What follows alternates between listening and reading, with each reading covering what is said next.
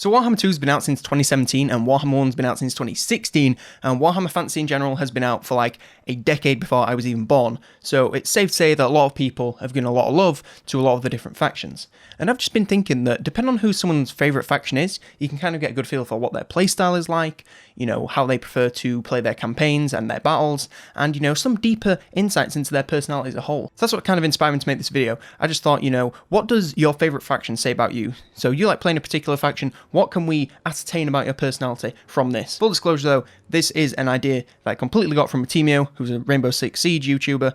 He did one for the different operators and what it tells you about them, so if you want to check that out, go watch that. So this is basically that, but for Warhammer 2, because original ideas are not a thing. Oh, also, this is a vague generalization. These are not facts.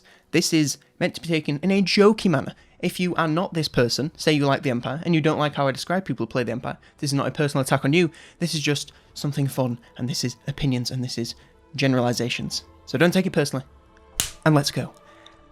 Yeah, okay, so of course we have to start off with the Empire, you know, it's everyone's favourite faction, it's the faction that literally, I bet it has the most campaigns in it by an absolute mile. In fact, they released that statistic a couple of years ago, and in fact, it was a massive percentage of campaigns that were all played by the Empire, so it's clearly a community favourite and played by a lot of people. Now, if you play the Empire, it's pretty safe to say that you prefer the more historical side of fantasy. And what that basically means is you can't possibly be in control of anything that isn't a man, or you just completely freak out.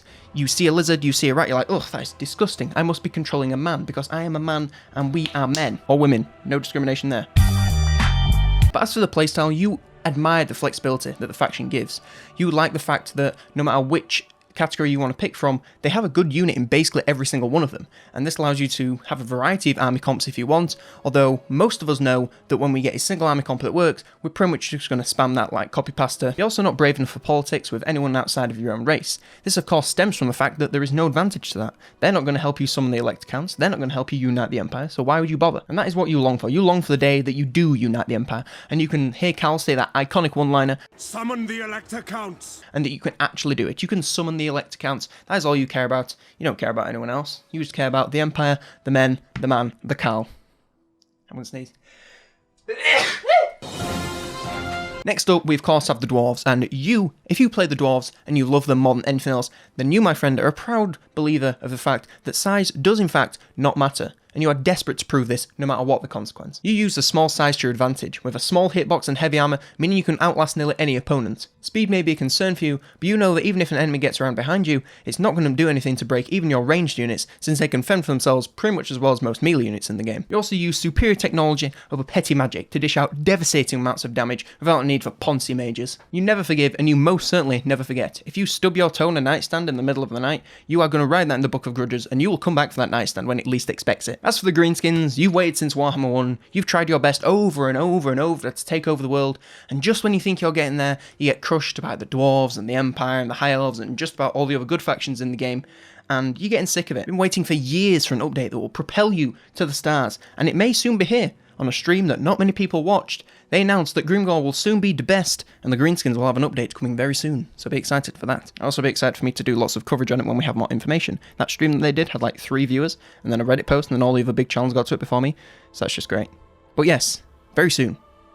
And I'll do updates, so watch, subscribe for that, thank you! You're the type of person in first-person shooters, sprints first through the door, immediately gets headshot, and then does the exact same thing the next round, just hoping that one day you might get through and ace the entire team. You only know one strategy, and that's the only strategy you need. Charge fast and charge aggressively, because when it comes down to it, they really can't stop all of us. Next we come to the vampire counts, and these are of course my personal favourite, so to enjoy them, you of course have to be the most giga of chads. You know that you can't rely on anything. Anything living can just abandon or betray you as soon as things start to get even slightly dicey. You know the only way to remedy this lack of trust is to summon legions upon legions of enemies to send out to do the dirty work for you. You care very little for your troops and take a very Ivan Drago approach to casualties.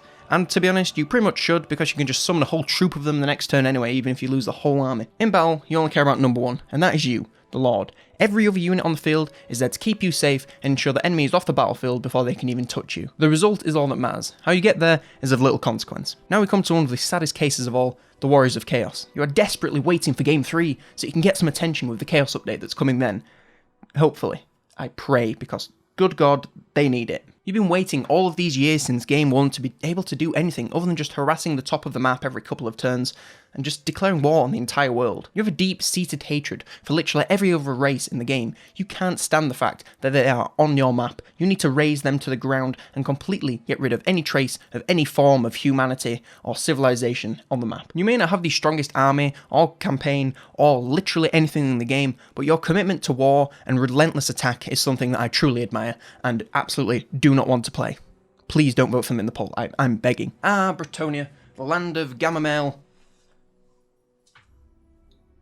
Sim. If Bretonia is your favourite faction, then there is one reason for it. It's because you want to do everything for the lady. Your number one priority is building up your chivalry so that you can get in contact with the lady and order some of that delicious bathwater. You prefer to run circles around your enemies rather than attack them head on because you know that 90% of your army is peasants that have been pulled from the nearest sweatshop or field, so they're not going to be very effective. You don't care about military training for anyone other than the most elite of the elite, because why would they need it? They're just going to go back to the fields after anyway. If people really want to show their commitment to the lady, it doesn't matter how much training they've got, they need to charge into battle anyway. Those that do get the training, however, they're the most charred of the entire Simp Nation. They will tear up the enemy lines on blessed steeds and come out basically unscathed if you use them right. Now we come to the Wood Elves.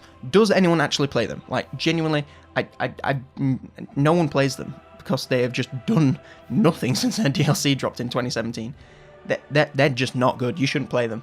But we're going to go over them anyway, because some people out there, oh boy. Nevertheless, if you do play them, then I assume it's just so you can show the other race of the world how ranged warfare is really supposed to be done. Use your superior knowledge of maps and ranged arcs to outflank your opponents and just devastate them from range before they even know where you're coming from. You keep their front lines distracted with a fine mix of tree men and very mediocre melee units, while your ranged units do basically all of the work. You laugh at the gamma males of Bretonia as they ride around on their horses as you ride through the forest on the backs of deers. Now that is what I call epic. Now if you play the Beastmen, you are a total glutton for punishment because I am again unsure why anyone would play them. They desperately need an update. I mean, see, oh boy. They just released those DLC races for Warhammer 1 and just completely left them to it. I mean, Norska's alright, but Jesus. Oh god, the Beastmen, they just ain't good, dog. They're just not good. But anyway, if you play the Beastmen, then you charge from battle to battle with no real plan. You're just kind of going around trying to survive, trying to kill as many things as possible in the hopes of growing your army much more and much more so that you can one day go on that wild hunt and bring back a big old steak or something. I don't know how it works. I've literally never played them. They are trash. In battle, you attack in full force with maximum aggression with a mix of beasts and smaller beasts. You enjoy a hit and run playstyle of taking out exposed enemies one-on-one rather than sustained melee because, as I said, they're pretty trash, they can't really stand up to most units in a head-on assault, so you have to use very smart tactics to do a hit and run playstyle and just take them out piece by piece rather than all at once. Last but not least, you of course cry yourself to sleep every single night praying that CA gives you an update because, good lord, they need it. Please CA, I'm begging you, dog, you gotta make them viable because they trash. Now if you play Norska, it's pretty safe to say that you wanted to play Chaos and you didn't want to bang your head against the wall, because they are basically Chaos, but better. You saw the Beastmen and you were disgusted, then will want to play as a beast. Why would you ever do that when you can hunt and kill the beast, and then force it into servitude for you? Utilise this mix of monsters and monster hunters into a very aggressive playstyle of sacking basically the entire northern coast of the old world. You see that the Empire and Bretonia and all these other nice races that are on this nice northern coast of the old world, they're the head of the economic powerhouse of the entire world, and you want a part of that. But rather than investing in your own economy, you prefer just to go along the coast, sack all the settlements, and take as much gold on board as you possibly can. Now your battles are focused on getting the monsters to do all the dirty work for you, while the men claim all the glory at the end. And we all know that there is only one thing better than hunting monsters, and that is letting the monsters do the hunting for you. Now if you play the High Elves, your favourite flavour of ice cream is probably vanilla, you probably eat rice by itself, and you know your exact favourite grams per square metre of paper. You don't believe in challenge. When you play Metal Gear Solid, you wear the chicken hat because why would you ever not? You believe in forming your alliance of other snooty High Elves and trading your way to Jeff Bezos levels of wealth. You believe that battle should pose no threat to you because you're superior, and your unit should be superior too. No one should be able to stand against you, be it from range, on the front lines, with monsters, with artillery. Please nerf them, I am absolutely begging. They are way too strong. Come on, say it's really stressing me out now. Okay, now we come to the Dark Elves, and they're basically what would happen if you wanted to play the High Elves, but you also wanted to listen to Beanie Eyelash at the same time. You saw that their campaign and battle strategy was far too boring, not nearly edgy enough, so you decided to take that and replace all the good ranged units, and you know, all the good front lines units, with a load of monsters and chariots imbued with dark energy that aren't nearly as good. Your battle strategy is focused on using aggression and dark magic to whittle down your opponents before delivering delivering the coup de grace. Post-battle, you are the exact opposite of take no prisoners. Take as many prisoners as you can, because those bad boys will push your economy into the stratosphere. It is insane. Now, the Lizardmen. We all know the only reason that anyone would play these guys is so that you can stare at Mazdamundi's absolute gargantuan thickness for the entire game. You enjoy the black and white nature of the lizards. It's either in the plan or it isn't. If it's in the plan, great. If it isn't in the plan, it needs to go. Your battle plan is very straightforward. If there's something in the way, it needs to move. If it doesn't, you will move it. You prefer the head-on tactic of charging straight at the enemy with little thought for flanks or ranged units for the most part. You charge in with your incredibly tough infantry and back them up with a load of terrifying dinos. You like to dabble in the magic arts and try out a load of different lore types, but we all know that there is only one spellcaster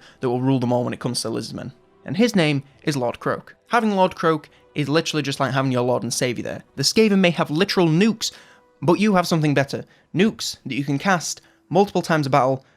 Good lord, he is so strong. Just get him as soon as you can. Now, if you play Skaven, I can only assume that you are a total cunt. Friends and general diplomacy are only there to benefit you, and as soon as the costs outweigh the benefits, you cut them off immediately and probably stab them in the back. Due to this, you probably don't end up having many friends at the end of the game, and even those that you do have, you'll probably backstab anyway. Now in battle, you love the cheese. The fine aroma of fromage is what you put yourself to sleep with every single night. You absolutely embellish the cheese. You know that if it's a fair fight, then it's not a fight worth fighting. Frontline fights with lots of lines and equal opportunities for flanking aren't really something that you believe in. You opt for the strategy of shoot everything you can before it gets close to you, and just summon clan rats from underneath anything that survives. There truly is no tactic too filthy for you. Ah, the Tomb Kings. Quite like the vampire counts, you don't trust anything else living. In fact, you're not even living yourself, so why would you? But unlike them, you don't rely on the remnants of past battles alone. Sure, you have some skeletons to do the work for you, but that's not the true driving force of your armies. Over the centuries, you have honed your craftsmanship to a perfection, where you can bring magical constructs to life that will absolutely destroy anything else on the field. You don't care for the petty squabbles of men and monsters, you care about one thing, that is control of the desert and respect of anyone that remains. You're a real sucker for history, in particular the Great Depression, and to experience and learn more about this, you choose to have absolutely no money at any point in the game because you just prefer to be poor. You enjoy being poor for the sole fact that it allows you to pay your soldiers not a single penny, and that's really what real power is all about. Finally, we come to the Vampire Coast, and the people that play these guys, they saw that one skeleton scene from Pirates of the Caribbean and thought that was just the coolest stuff they've ever seen, and it was the ultimate battle strategy